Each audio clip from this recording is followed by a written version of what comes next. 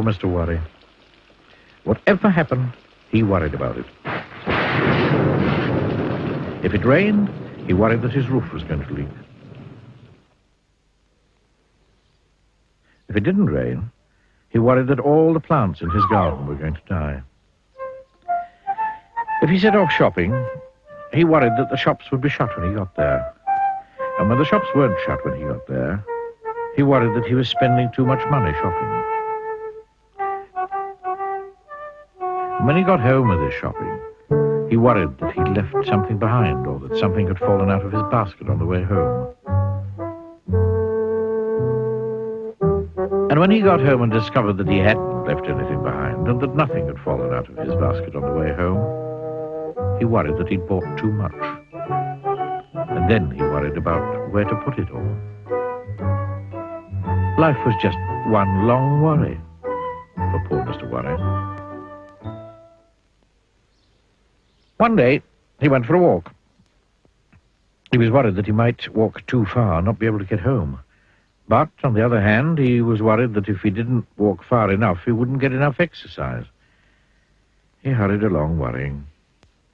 Or, you could say, he worried along hurrying. He met Mr. Bump. "Hey, I'm very worried about you," he said. "Why's that?" asked Mr. Bump. "I'm worried that one of these days you might hurt yourself," he said. "Don't you worry your head about that," replied Mr. Bump, and went off, tripping over his own feet. Mr. Worry went on. He met Mr. Noisy. "Hey, I'm very worried about you," he said. "Why is that?" asked Mr. Noisy. "Well, I'm worried that you might lose your voice," said Mr. Worry. "Don't you worry your head about that," said Mr. Noisy, and went off. Clump, clump, clump, clump, clump, clump, clump, clump, clump. Mr. Worry went on. He met Mr. Greedy. "Hey, I'm very worried about you," he said. "Oh, why is that?" asked Mr. Greedy. "Well, I'm worried that you might eat too much and be sick," explained Mr. Worry. "Me?" replied Mr. Greedy. "Eat too much? Oh, impossible." And he went off for lunch. Mr. Worry went on. He met a wizard. "Hello," said the wizard. "Who are you?" "I'm Mr. Worry." "And you look it," commented the wizard. "I tell you what," he went on, for he was a helpful sort of wizard. "Why don't you go home and write down every single thing that you're worried about, and I'll make sure that none of these things will ever happen. Then you won't have anything to worry about, would you?" Mr. Worry smiled. It was the first time he'd smiled in a long time. In fact, it was the first time he'd smiled that year.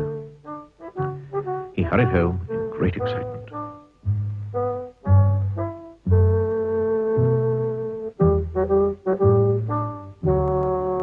When he got home, he sat down to write out all the things that worried him. Every single thing. It was a long list.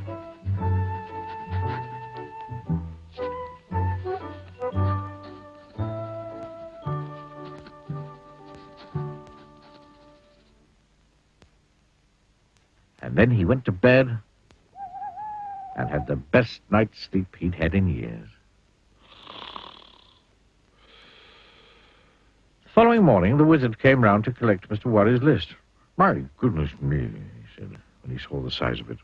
"However," he said, "leave it to me. I'll go off and make sure that none of these things will ever happen." And off he went. "Nothing to worry about now," he called over his shoulder. "Nothing at all."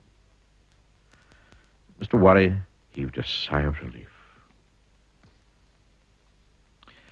That day was the first day in Mr. Worry's life that he didn't have a single thing to worry about.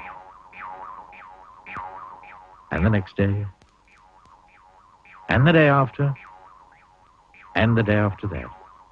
On Monday, Tuesday, Wednesday, Thursday, Friday, Saturday, and Sunday, Mr. Worry didn't have a care in the world. But on Monday morning, he was a worried man. Oh, dear. What do you think was worrying him? Can you guess? He went to see the wizard. Oh, dear, said the wizard when he saw him standing on his doorstep. What's worrying you now? I'll tell you, said Mr. Worry. I'm worried because I don't have anything to worry about. And he went home to worry.